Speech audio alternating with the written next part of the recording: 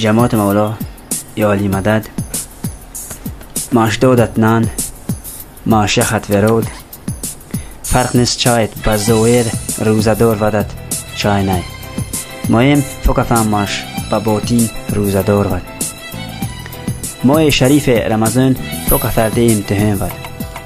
از خداوندت از خو مولا هم امید فکفم ماش از دم امتحان نوجاد برکته ماه رمضان خیر ساعت روزداره توفیق دینداره فرمان برداره نیتن نیک وروداره و ساخی خونات درت بلندر تمر ارزو کنم ایام مبارک.